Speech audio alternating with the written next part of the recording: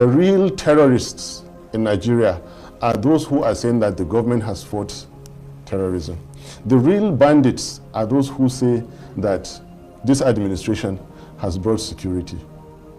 Those are gentlemen in the forest. I'm not appreciating them. I don't like what they are doing. This declaration of a state of emergency is a joke. Leave it at that. Wow. Remember, memory lane.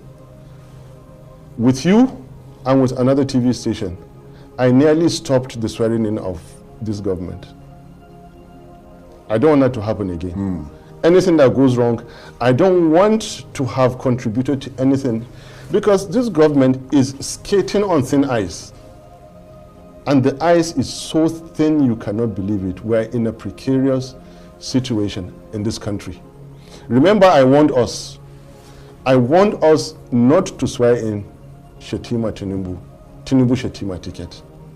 It nearly stopped it. If not because some of us were very lazy and scared, we could have stopped it. Now, put Shetima and Tinubu aside. I don't want to talk about them. I want to ask three groups of people to please see what they have done. The judiciary, please see what you've done.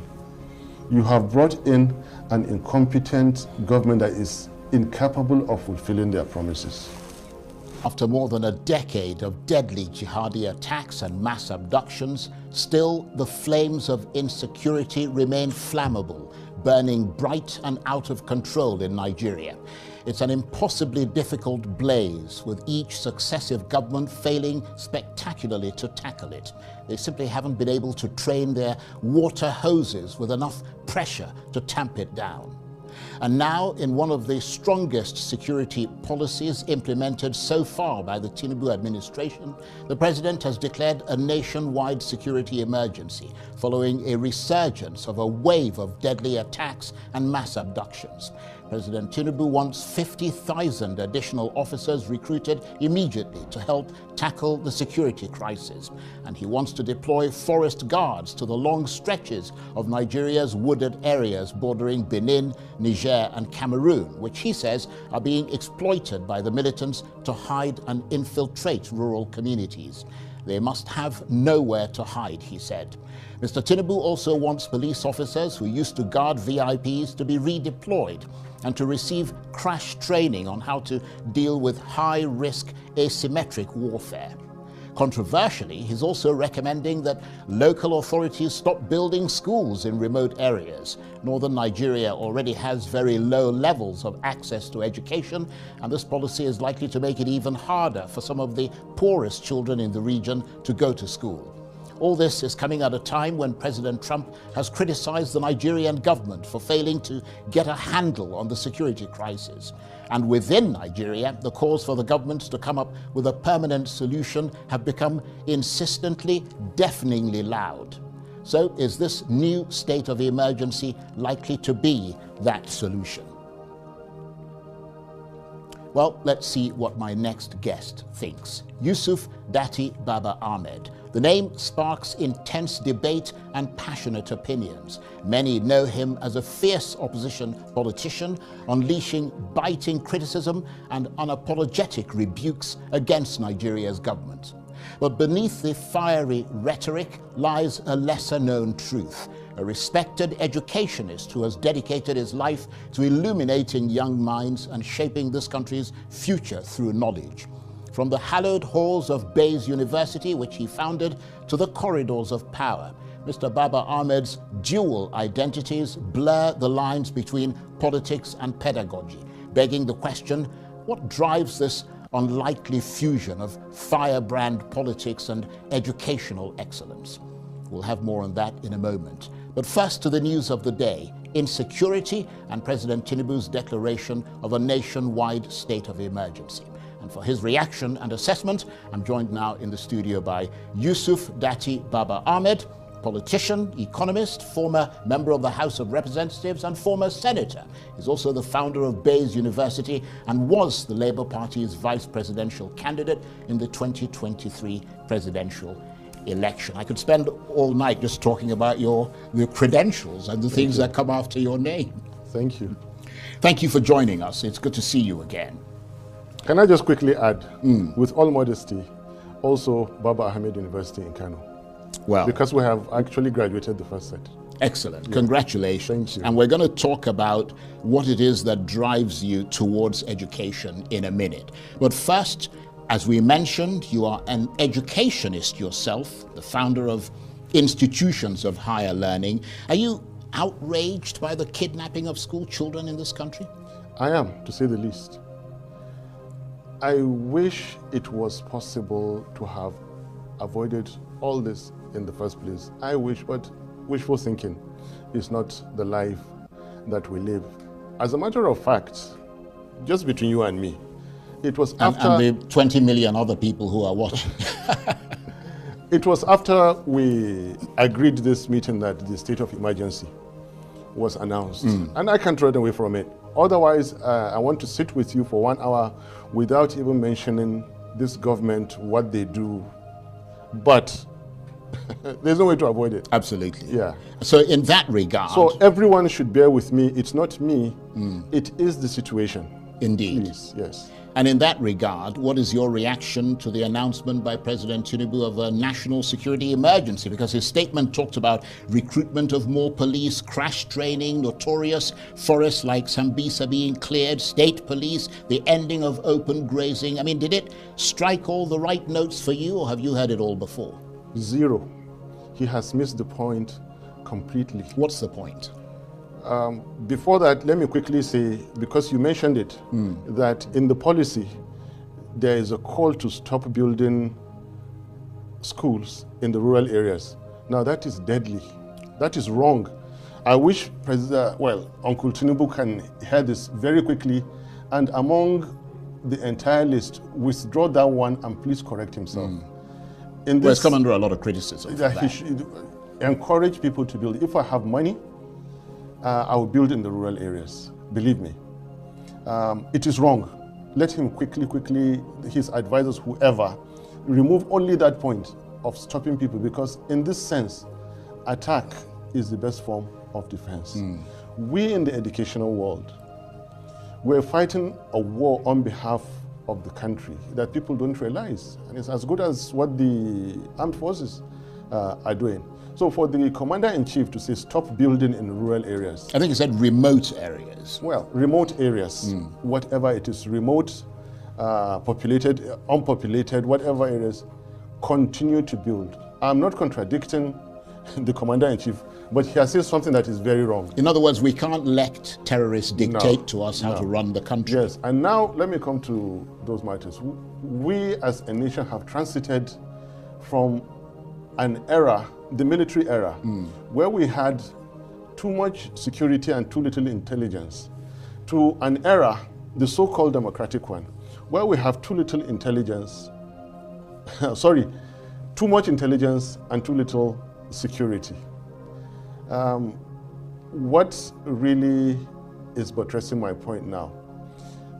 The commander-in-chief is saying crash program. Again, this is a wrong number to dial.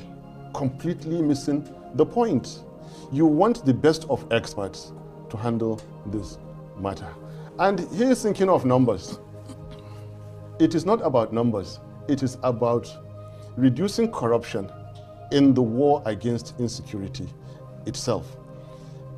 The entire amount budgeted for security in this current budget, how much of that is going actually in the war and how much is going into 2027 elections? How much is going into private pockets? How much is going into... That is the problem. Once you remove that, Nigeria will become secure. And it is not about numbers, because remove the Nigerian armed forces. The Nigeria police alone can wipe out insecurity and banditry in 2 months. Nigeria police. Remove that corruption. Remove political interest. Give them all the support they want. They will do it. So I'm sorry, Mr. President again has missed it. It's not about the numbers. But isn't what you're saying going to come as part of this declaration of a state of emergency? Because, I mean, not only are they going to roll out their plan, but they're going to take in a lot of what people are saying. Did he say anything about the actual procurements of arms? the rate at which they are given. Did he speak about money is getting missing, money is meant for the frontline allowances of our brave soldiers? Did he say anything about that for now and once past?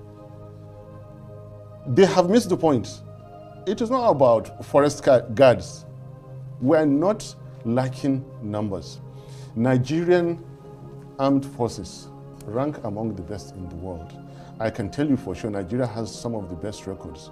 Nigeria single-handedly stabilized Africa from the late 70s. Remember our contribution to end apartheid.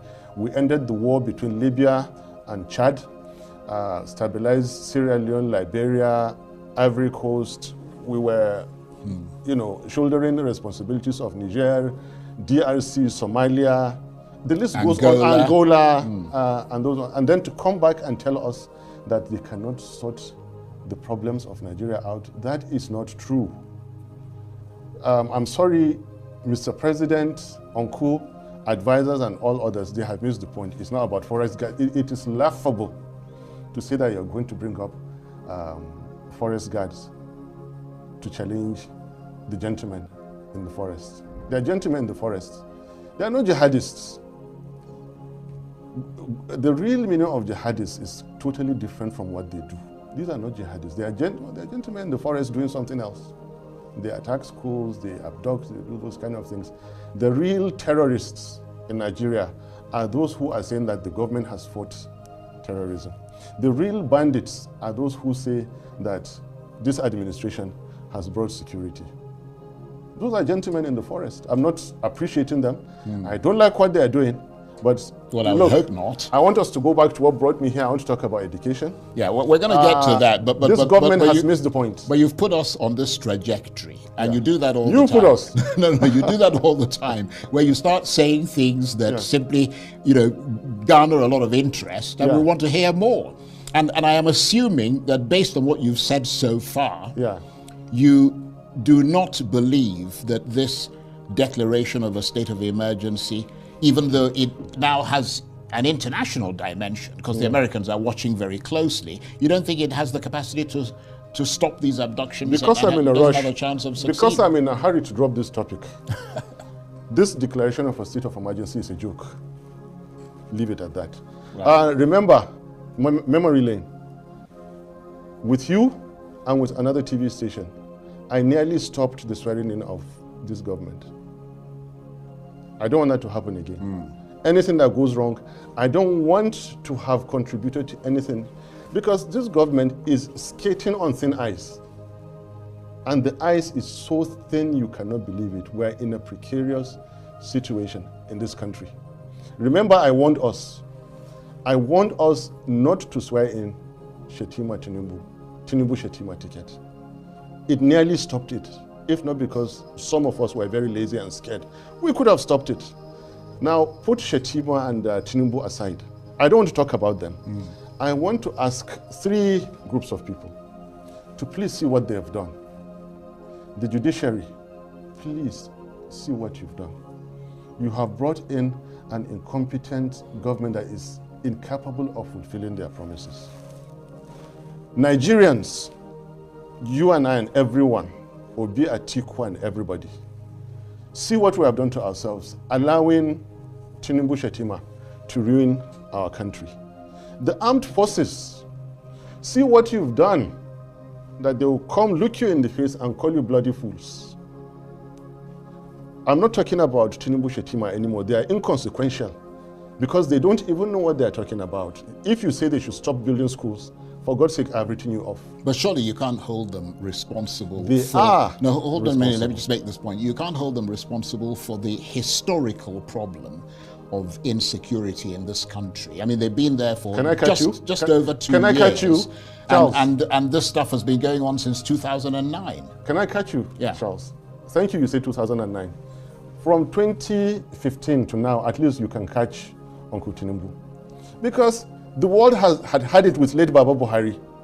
Everybody knew what he was. And he had cried to them that it was all over for him. Uncle Tinubu went and convinced him to come back. He showed him the money that Buhari's people wanted to see.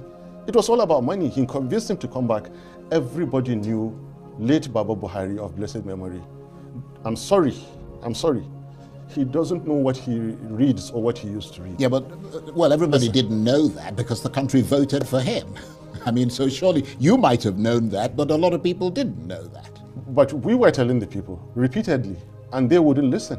That is why we're paying a very high price, and that's why I told you, we Nigerians should not look and say to ourselves, see, look what we've done to ourselves.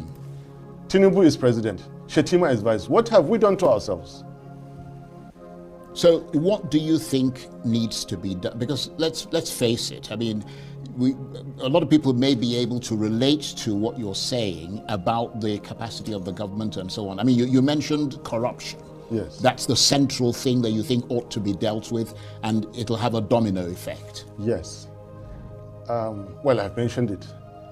Charles, I started telling you, I mistakenly or otherwise nearly stopped the swearing in of this government. Up till today, some elements are blaming me. Ever since a few comments I made, ADC has not recovered.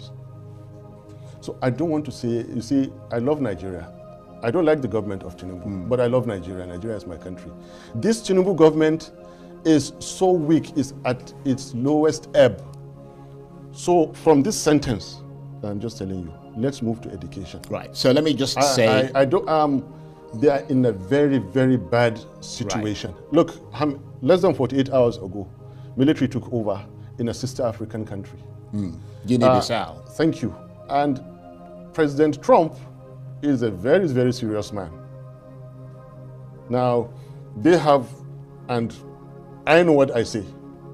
I don't want to say something that is big, something that is capital, that will harm the junta, which will come and harm the country because I love Nigeria. Everything that happens to Nigeria happens to me, including a commander-in-chief saying that stop building schools. This is what Boko Haram used to say. I think you have to put that in context. No, there's no context. Stop building schools in remote areas. You are doing Boko Haram's bidding. Yeah, but what about the people who have closed the schools that have already been built? I mean, in other words, you have to take extreme measures to deal with extreme situations. The failing government allowed those schools to be closed. Because the moment you close a school, you are opening prisons. You are opening the gates of hell. The moment you establish a school, you are closing a prison. So I totally disagree with Uncle. Please, they should retract that statement. That Bayo Onanuga, before he would let him come back and say, please, we're sorry, go and continue opening schools. Now let's leave this security thing, which I didn't bargain for. Let's come back to classroom. Okay, I will respect your wishes. Thank you. And let us move on to education, because you've said that education is key to Nigeria's development and that it empowers individuals and society as a whole. Is that what inspired you to establish a private university in Nigeria, or were there gaps that you were aiming to fill in the education sector? I'm curious to know what sparked the idea, for instance, to establish Baze University. Number one, family legacy. The legacy started from when our patriarch settled in Nigeria. And of all the offers he had, Where did he come from? From North Africa. Right. Then it was province of North Africa. Mauritania was a local government. So you are Mauritanian then? No, I'm a Nigerian. No, I know you are. I mean, you were born and brought up and raised here. But I mean, when he settled in Nigeria, you can trace your lineage to Mauritania. When he settled in Nigeria, in fact, beyond that, because they were travelers from the Arabian Peninsula, they were the real jihadists who were carrying Islam into Africa. But we're not going into history now. Fulani jihadists? No. The Arabs from the Middle East. So are you Arab then? Is that your lineage is Arab? I don't want to go into history, yes. Okay. All right, yes. That's interesting. The Hassaniya people who settled in Africa. Anyway, like I said, it's family legacy. When he settled in Nigeria in 1925, the choice of that was close to where there's a printing press in Nigeria. That automatically tells you he is biased in education, and he quickly became close to all the clerics and the clergy, the emirate and the writers like late Dr. Abubakar Imam and all the books that he wrote. He also wrote a number of books. So the family legacy is not in industrial, it's not in trading or commerce or some other trade like blacksmiths or anything like that. It's strictly in education. I'm following what the family of the established family legacy, like Dr. Hakim, who went all the way PhD back in Nigeria. Once he leaves public service, he's back in a classroom. Even when he left Shetima's office, he came back to Baze. That's your brother, your elder brother. Yes. Yeah. And so there's always that inclusion. The second thing is character. My character is that whenever I speak about something or complain about something, I will do something about it. I'm not praising myself. It's not good, it may not be good, but that's the truth. Like I keep telling you, I never was a politician. Maybe still now I'm not a politician. But because of these issues like insecurity now, I speak about it, I criticize it. And so I criticize the falling quality of education. What's there to do? Go into education. Lastly, opportunities. From the little readings that I've done, there is something we call in economics the two-gap planning model, the identity of savings and investment and imports and exports. And I applied that principle. Whatever you see now, the lack of security in Nigeria is identical to the opportunities for security business. The lack of water anywhere, if you borrow that principle and apply it, that's what I did. Right. And it worked. So legacy, character, and opportunity. I saw an opportunity in this. Now let's move. So there's a business opportunity, but there's also an altruistic opportunity. Absolutely. Right. And what are your thoughts on Nigeria's current education policy? And what reforms would you propose to improve student outcomes? Because I mean, that's why you set up a university so you could control the environment yourself. I am under certain regulators who can attack, who can flog us, who can do anything to us. But at the same time, I'm not afraid to say the truth. When you say policy, I doubt if there is such a thing as policy, because even if there is, they are abusing it. We have read the laws. The same government is breaking the laws. This government is breaking their own laws. How do you establish a university? It's there in Decree 9 of 1993, clearly stated, get your land, develop it your own. Even banks that are less, a bank is less in stature than a university. You cannot start a bank in a rented premises. Federal government of Nigeria, since under Buhari, have been allowing unscrupulous elements to go and rent buildings and open universities. This is against the law. And we know why they're doing it. I know why they're doing it. They want to fight me. They want to water down the quality. They want to, but look, do you have to destroy the system because you want to fight one young man, one gentleman who left you long ago? They are practicing the same old procurement systems in the public institutions. Go back and see how much did I spend in bringing out a world-class institution like ours. How much are government institutions spending in bringing out poor quality institutions? How much do we spend in doing researches in our place? And how much do they spend to regurgitate a research on the impact of banditry in 3 local governments in one state like that, which you know are copy and paste. So there is this corruption. So and I beg to say there's hardly any policy. I see a great deal of confusion. There are our bosses. Tomorrow they could withdraw our license. They could do anything. We just recovered from certain attacks they did to us, our law program, our so many things like that. But look, for the sake of Nigeria, what the hell? Say the truth, damn the consequences. It's only one institution, it's only one individual. If you want to punish us, go ahead and do, but then see what is coming ahead of you. But let me ask you this, because let me sort of move slightly left field, let me put it that way. We see virtually every few months the government universities going on strike and retarding education for so many students. I mean, we never see that with private universities and so on. Would you advise them to be more creative in seeking alternative sources of funding? Because that seems to be the issue, rather than just waiting for the government to give them handouts. Alternative sources of funding are part and parcel of public institutions as we speak now. Ought to be. No, they are. Right now, they are. They do generate their income in certain different ways. The problem is utilization. That's why it is. We use ours maximally with even a positive exponential. They wreck public funds with impunity. So it's that same problem between private sector and public sector. Thank you. And unless you have leaders truly elected that will treat every public asset like their own, this problem will never stop. Don't deceive yourself. Be it in security, be it in education, healthcare, every aspect of our life. If you don't have the right leaders who remove personal, group, and political interests, things will never be good. Remove these three things, I say. Give Nigerian police 2 months to end insurgency and banditry. They will do it. There is no 2027 in the spending of funds. Nigerian police, go and finish. They will do it.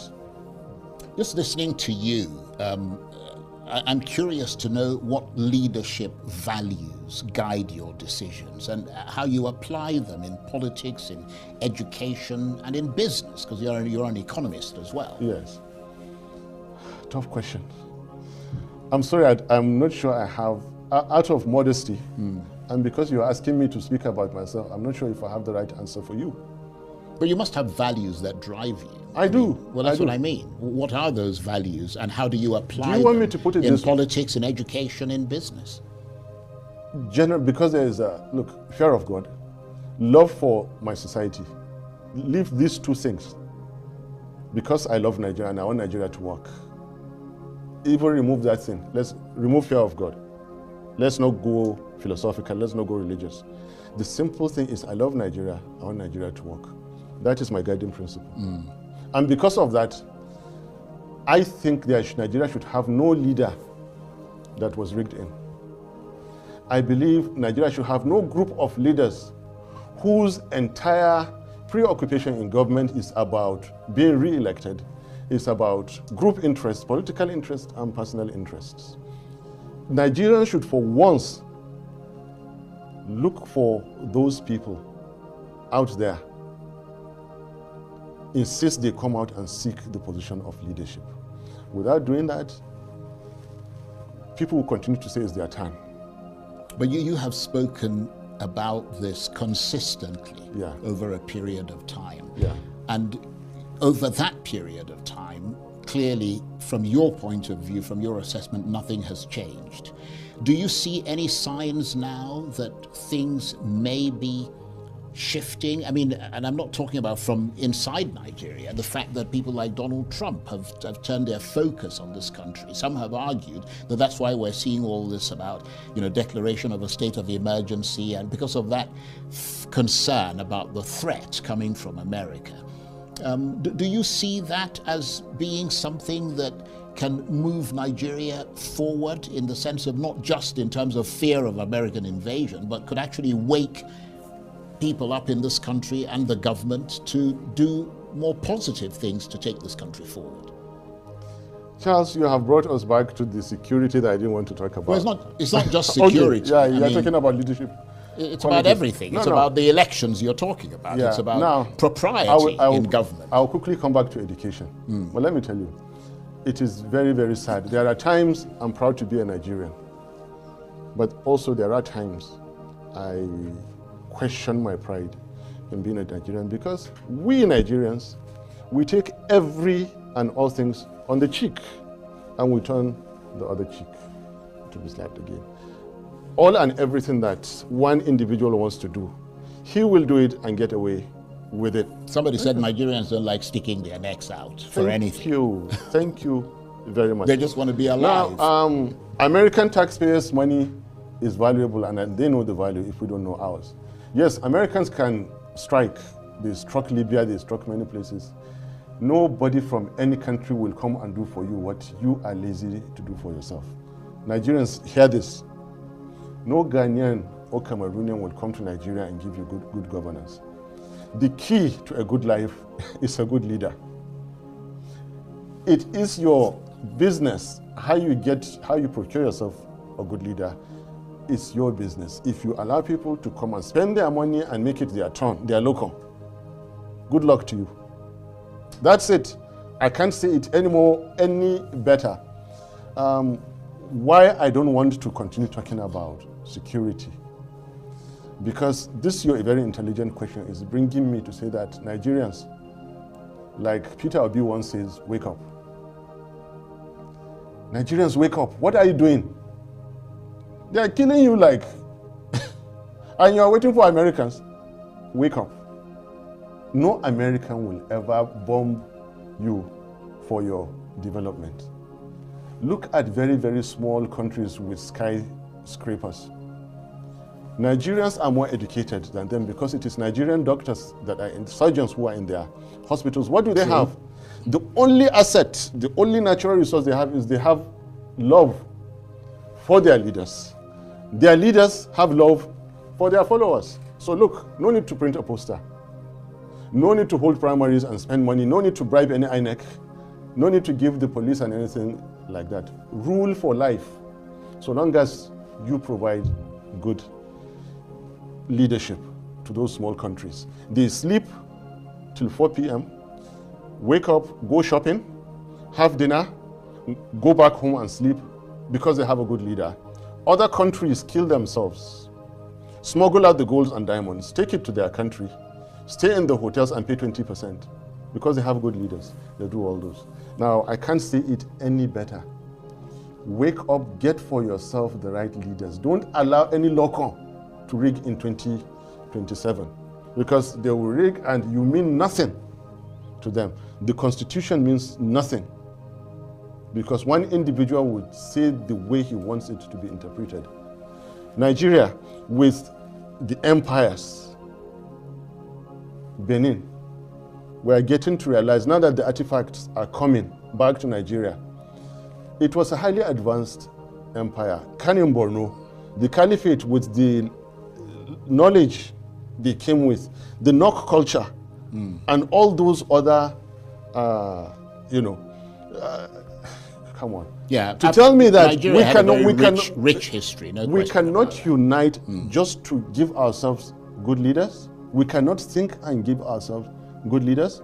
That is not true. And if we continue to allow those locals, then yes, we'll be misruled for as long as it takes. Back to education, please. We're almost out of time, as I said. That's what I was afraid of. No, but it's true. We've been speaking since 8 o'clock. It's 8:37 now. So we've done almost 40 minutes, which is the allocated time. And we didn't talk about the education that I came to talk about. Well, you did talk about education. I don't think I did. No, you did. You certainly did. Don't worry, when you play back the interview, I'm sure you'll see that you talked volubly about education. And you said some very interesting things about it. But you are where you are now, having done all these things, member of the House of Reps, member of the Senate, set up universities, economist. I mean, what lasting impact do you aim to make on Nigeria's education and political landscapes going forward from here? It's not fair to ask me this with 30 minutes left, but I'll try. No, actually 3 minutes, not 13. Oh, come on, you're kidding. No. I'm not kidding, but you can say a lot in 3 minutes. That's what we do as journalists. Politically, I want to see for the first time truly elected leaders are sworn in, and many would agree with you. Living wages. I have calculated that my good friends, the police constable and the army private, should take home nothing less than 4 times what they are earning today. So living wage, and cascade it all the way up. Living wages. Without living wages for your citizenry, you have a big problem. I believe I am one of those with that kind of attitude. Right. So, and if you had to prioritize those living wages at a time when there isn't too much money floating around, I mean, never mind the issue of corruption, and so I'm just saying, if you were to take decisive steps now and prioritize it, who would you prioritize? Of course, the security forces. No, not just every worker. No, but I'm saying, given that you've got limited funds, Yes. who would you prioritize? Teachers and security forces, or security forces and teachers. Security personnel, but it's not good to belittle any profession whatsoever, because in their own ways, they could be as important as the front line. This program you're holding could be as important, the message you're passing out there could be as important as the guns and bullets they are shooting in the front line anyway. Well, thank you. I could certainly use more money here. As for education, the legacy I pray to leave behind is the certificates of graduates from all Nigerian universities without exception to be truly worth their weight in gold. It's not about numbers, it's about the quality. Indeed. Indeed. And what I have done is to lead a quality revolution in Nigeria. Sadly, all I've introduced, not a single university up to now has been able to even begin to mimic like biometric attendance of lectures in Baze, like anonymous writing of exams, so you can't fail OPAS or you can't favor anyone. Conference miking, I hope they are listening and they'll go and start copying me now, because that's what makes me a leader. I established an institution where I do not know 98% of the employees before they were employed. Sometimes we meet in an aircraft flying out and they come to greet me that they are going for a conference from Baze, which I don't know. An institution with staff and students from every state of the Federation. An institution that for the first time in Nigeria's history, a serving president of another African country accepted our certificate.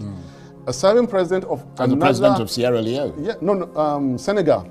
And then the president of Sierra Leone traveled all the way to Nigeria to meet our own president and say, hey, I came to deliver a lecture in one of your universities. And he happens to know the founder of that university. At least it's his nephew that funded the university. But look, before I go, what education seeks to do is form citizens of a country into assets.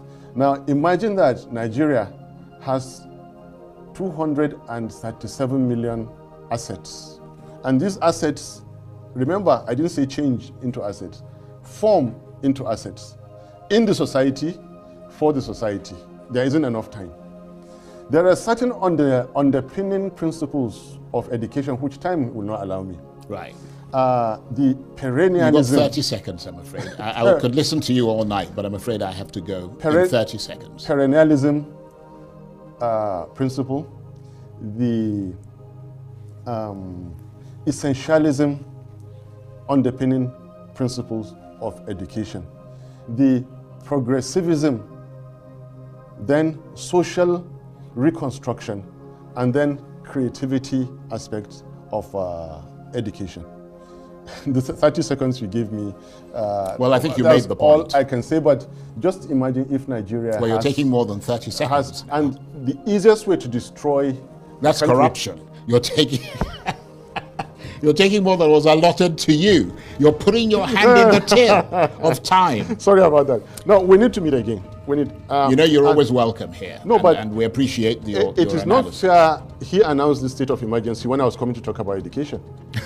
I like that. He took some of your time. Yeah. He stole your thunder. Exactly. But that's the way it is, isn't it? I want to thank you very much indeed. This has been an absolutely brilliant conversation. Thank you. Yusuf Datti Baba Ahmed is a politician, economist, former member of the House of Reps, former senator, founder of Baze University, and Labour Party's vice presidential candidate in the 2023 presidential election. Thank you very much.